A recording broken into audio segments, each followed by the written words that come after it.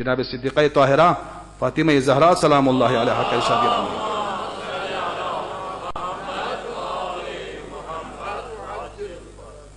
دن بھر یتیموں، غریبوں، بیواؤں، مسکینوں کی مدد کر کے تھک کے خستہ حال ہو کر جب گھر تشریف لاتے تھے، جب دنیا سو رہی ہے، اس وقت جناب صدیقہ فرماتے ہیں کہ فرش و فروش کو ہٹا کر وجہ اللہ اپنا رخسار زمین پر رکھتے ہیں اور فرماتے پروردگارا نہیں معلوم میں نے یتیموں غریبوں کا حق ادا کیا یا نہیں کیا۔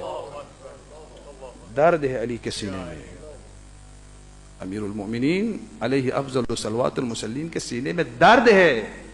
درد جب تک نہ ہو نا، درد نہ ہو، میں صرف اپنے لیے سوچوں گا، میں، میرا امام بارگاہ، میرا مدرسہ، میری مسجد، میرا گھر، بس اپنے لیے سوچیں گے۔ ڈر نہیں ہے تو بے درد انسان ہے نا، اس چار دیواری سے باہر آنے کے لیے تیار نہیں ہے، بے درد انسان ہے وہ جو انسانیت کا درد نہیں رکھتا ہے۔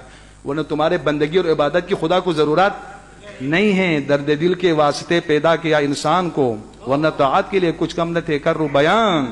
فرشتے 70 ہزار سال سے رکوع اور سجود میں، خدا کو تیرے بندگی کی ضرورت نہیں، خدا نے انسانیت کا درد لے کر تمہیں خلق کیا ہے۔ درد انسانیت ہو، درد کے ذریعے روح انسان کا تازہ ہوتا ہے، زندہ ہوتا ہے، وإلا ممکن نہیں ہے۔ ائمہ علیہ السلام مردہ دلوں کو زندہ کرنے تشریف لائے ہیں۔ یہ تو فضائل پڑھنے والے فضائل پڑھتے ہیں نا جی، جیسے کہ علماء اصلا فضائل پڑھنا نہیں جانتے ہیں، ہم ہی فضائل پڑھتے ہیں، ایسے فضائل پڑھتے ہیں کہ علی کی فضلتوں کا قیمت بھی لیتے ہیں جی۔ کیسے عاشق امیر المومنین ہے، دل، انسان کے دل کو زندہ کرنے کے لیے آئے ہیں آل محمد، جسم کو زندہ کرنے کے لیے نہیں ہے۔ علی نے مردوں کو زندہ کیا ہے، یہ کوئی فضیلت ہے؟ یہ تو علی کے غلاموں کا کام ہے۔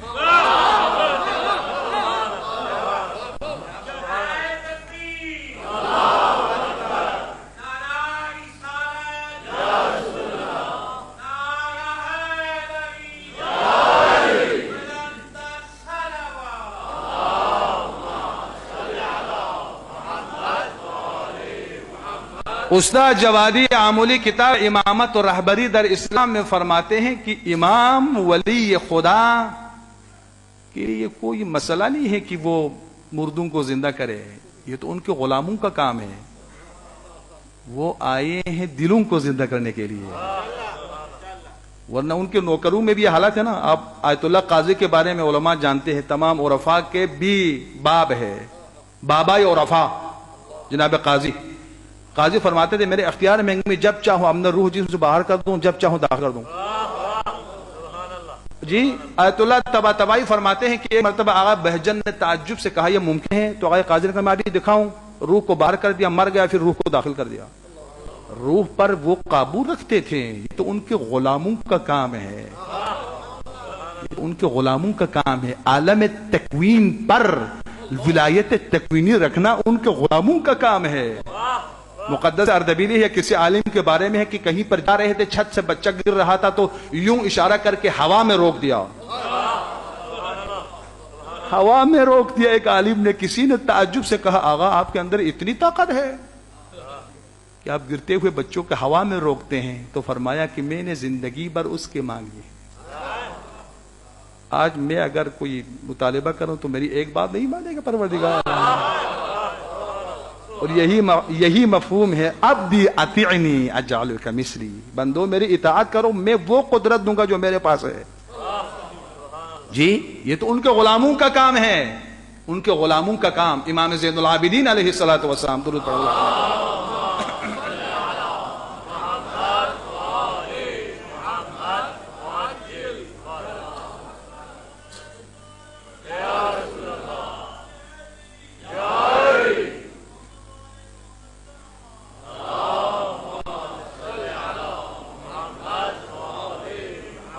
قحط سالی ہے، قحط سالی، امام نے کہا سب نکلو اور نماز استسقاء پڑھو۔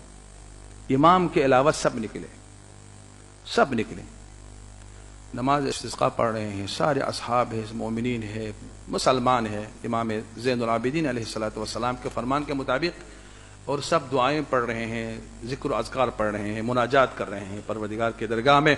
نماز پڑھ رہے ہیں، خشک سالی ہے، گڑ گڑا کے رو رہے ہیں، بچے ماؤں کے گود میں ہیں، حیوانات کو بھی باہر کر دیا، سب خدا کے ساتھ جمع ہو کر پروردگار سے جو ہے نا وہ پانی طلب کر رہے ہیں. لیکن مولا کا ایک صحابی تھا، وہ دیکھ رہا ہے کہ کوئی اثر نہیں ہوا. دیکھتا ہے کہ مولا کے ایک سیاہ فام حبشی غلام تھا، اس نے اپنے آپ کو امام کے دوسرے صحابیوں سے جدا کیا اور ایک ٹیلے کے قریب جا کر اس نے سجدے میں رکھا سر، کہا پروردگارا انسانیت کو بچاؤ. یہ کہنا تھا، وہ صحابی کہتا ہے کہ آسمان سے رحمت کے بارش برسنے لگے، انسانیت سیراب ہو گئی. سارے اصحاب ایک طرف، ایک سیاہ فام غلام ایک طرف. جی اس نے امام زین العابدین کی خدمت میں عرض کیا کہ مولا آپ کے غلاموں میں سے ایک غلام میں انتخاب کرتا ہوں، مجھے چاہیے. وہ مولا کا بہت پیارا صحابی تھا. تو امام نے کہا ٹھیک ہے، میں اپنے غلاموں کو سارا اکٹھا کرتا ہوں، جو بھی تو لینا چاہے لے لے.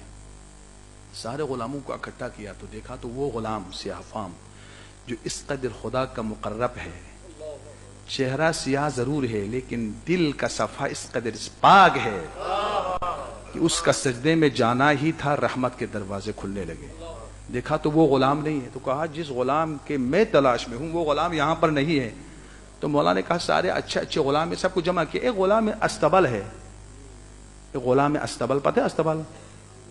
جی گھوڑے وغیرہ کا جہاں چارہ لگاتے ہیں وہاں پر ان کی دیکھ بھالی کے لیے جس غلام کو معین کیا تھا غلام استبل. اے بلند و بالا محلن میں رہ کر خدا کے قانون کے ساتھ بغاوت کرنے والوں سنو، استبل میں رہ کر عالم ملکوت کا انسان بن سکتا ہے.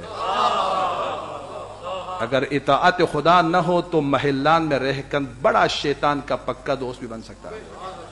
غلام استبل کو جا، دوسرے اصحاب کو جا، کہا مولا وہی غلام استبل کو بھی حاضر کرو.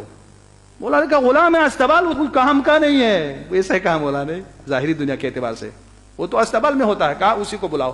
جب اس کو بلاؤ تو وہی غلام ہے جس نے سجدے میں سر رکھ کر جب پروردگار کے سامنے جبین نیاز اس دہلیز توحید پر رکھ کر جب مانگا تو دروازے رحمت کے کھل گئے.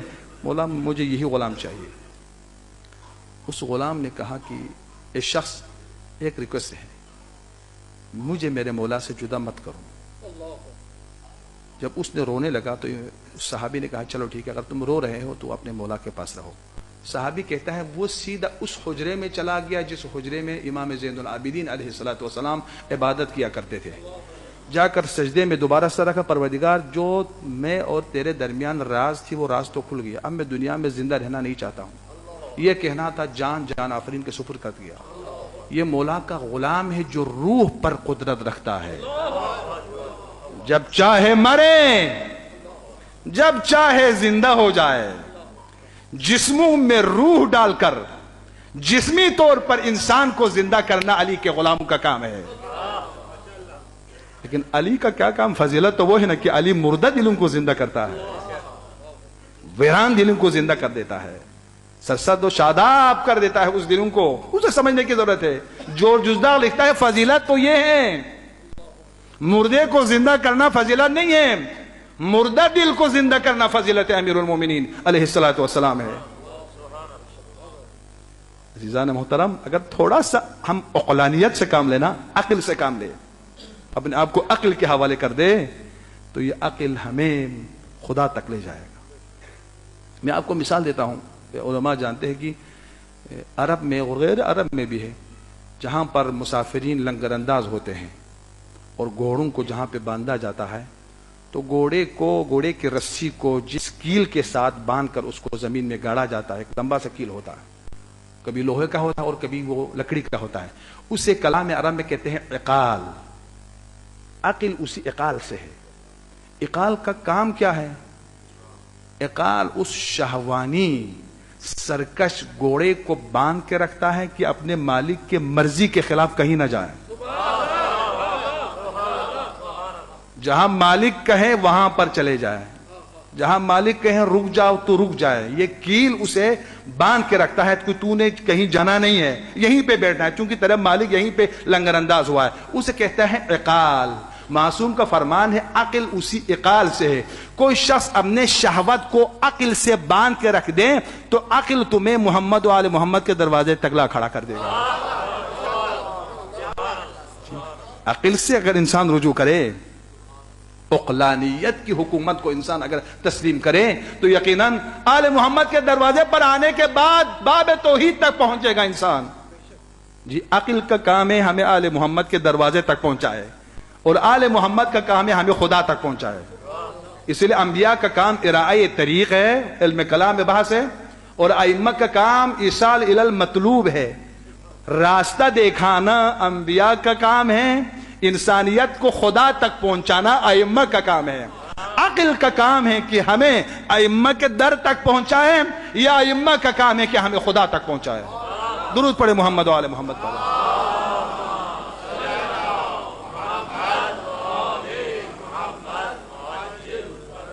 کل کے شکایت کے پیش نظر میں آج 1 گھنٹے سے آگے نہیں جاؤں گا، کیونکہ ہمیں خیال رکھنا پڑتا ہے، چارہ نہیں ہے.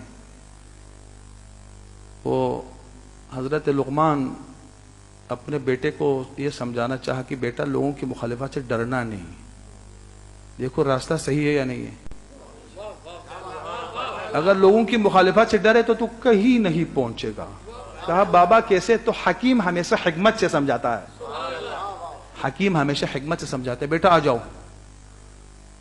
آیا. کہا چلو دونوں ہم اس گدھے پر سوار ہوتے ہیں. دونوں سوار ہوئے. 2-3 آدمی سے ملاقات ہوئی راستے میں. کہا کتنے ظالم لوگ ہیں، ایک چھوٹا سا گدھا ہے، باپ بیٹے دونوں سوار ہیں. کہا پتا چلا ان لوگوں کا کیا رائے ہے؟ جی. آگے بڑھے.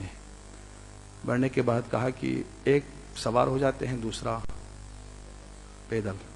ٹھیک ہے جی. اور بیٹے سے کہا تو سوار ہو جاؤ، میں اس کا لگام پکڑ کے چلوں گا. آگے کچھ لوگ بیٹھے. کہا کیسا ظالم بیٹا ہے، جوان بیٹا سوار ہے، بوڑھے باپ اس کو چلا رہے ہیں. کہا پتہ چلا ایک گروہ کے ہی نظریں ہیں. پھر کہا میں سوار ہو جاؤں گا، تو اس کو چلاؤ. جی. جناب لقمان سوار ہوئے، بیٹا ساتھ ساتھ ہے. کچھ لوگ آگے بیٹھے ہوئے تھے. کہا دیکھو کتنا ظالم باپ ہے، جوان بیٹا بچہ ہے، اس کو پیادہ رکھا ہوا ہے، خود گدھے پر سوار ہے. 4 قسم کے لوگ آگے گئے ہیں. دونوں اتر جاتے ہیں. دونوں اتر گئے. اترنے کے بعد لوگوں کا کتنے بے وقوف لوگ ہیں، دونوں اترے ہوئے اور خالی گدھا جا رہا ہے. ایک تو سوار ہو جاتے ہیں. پتا چلا بیٹا لوگوں کی مخالفت سے کسی کو چھوٹ نہیں ہے، لوگوں کی مخالفت سے کوئی چھوٹ نہیں ہے. اور یہ تو ایک حکیم کا قول ہے نا. لیکن مولا امیر المومنین فرماتے ہیں کسی بھی فعل اور قول و عمل کے پیچھے ایک گروہ کی مخالفت نہ ہو تو یہ علامت نفاق ہے. وہ کیوں؟ آگے سے پتہ ہے آپ کو. کہتے ہیں معاشرے میں سارے اچھے لوگ نہیں ہوتے ہیں، منافق بھی ہوتے ہیں، اچھے لوگ بھی ہوتے ہیں. ایک آدمی کو سب پسند کرے تو مراد ہے کہ وہ برے لوگوں کے مزاج کے مطابق بھی عمل کرتے ہیں، اچھے لوگوں کے مزاج کے مطابق. تبھی تو اچھے برے دونوں اس کو واہ واہ کہتے ہیں. ایک گروہ ہونا چاہیے کہ اس کو واہ واہ کہے. جو جزدہ کہتا ہے جو صفت امیر المومنین میں منحصر ہے وہ یہ ہے کہ اللہ کے لیے بہت سارے لوگوں کو دشمن بنایا علی نے. یہ صفت امیر المومنین ہے. لیکن خیال رکھتا ہوں 1 گھنٹے سے آگے نہیں جاؤں گا. تمام ٹھیک ہے صاحب. ہمارا راہ بھی مشخص ہے، ہمارا راستہ بھی مشخص ہے. ٹھیک ہے جی. ہمارا ہدف بھی مشخص ہے. اور آل محمد نے کربلا کی تحریک کا آپ مطالعہ کریں، وہ بھی انسان کو بیدار کرنے کے لیے. مردہ انسانوں کو بیدار نہ ہو تو بعد میں جب بیدار ہوں گے تو فائدہ نہیں ہے. کربلا در سے بیداری ہے، یہ ماننا پڑے گا آپ کو. در سے حیات ہے کربلا، در سے حیات. میں مجبوری ہے کہ یہ